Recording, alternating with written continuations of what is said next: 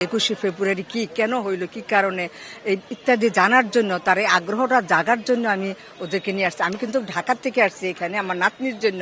আমি কিন্তু খগেরহাট থেকে আবার এখানে আসছি গতকালকে এই নাতনিকে 21শে ফেব্রুয়ারি সম্বন্ধে আরে আইডিয়া দেওয়ার জন্য, জানার জন্য কেন 21শে ফেব্রুয়ারি হলো, কি কারণে হইলো সেগুলা জানার জন্য আমি আমার নাতনিকে নিয়ে আসি, যাতে সামনে ও নিজে নিজে যত আসতে পারে, এগুলা বলতে পারে, করতে পারে। সামনে ওরা 21শে ফেব্রুয়ারি গানও শিখাবো, যে আমার ভাইয়ের রক্ত রাঙ্গানো, এই গানটাও শিখাবো আমি। যে ভাষার জন্য এত মানুষ প্রাণ দিয়েছেন, আমাদের প্রত্যেকেরই উচিত ভাষাটাকে শ্রদ্ধা জানানো।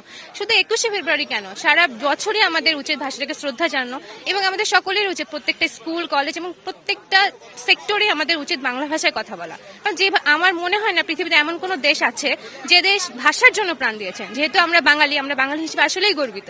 আমরা যে কথা বলতে পারছি, কেন কথা বাংলায় কথা বলতে পারছি সেটা জানানোর জন্য, ভাষা শহীদদের প্রতি শ্রদ্ধা জানানোর জন্য, 52 সালে এই দিবসে কি হয়েছিল সেটা ওকে বোঝানোর জন্য, এবং যাতে ও এটাকে ভালোবাসতে পারে, এই দিনটাকে ভালোবাসতে পারে, এখন থেকে বুঝতে পারে, তার জন্য মূলত এখানে আসা আজকে।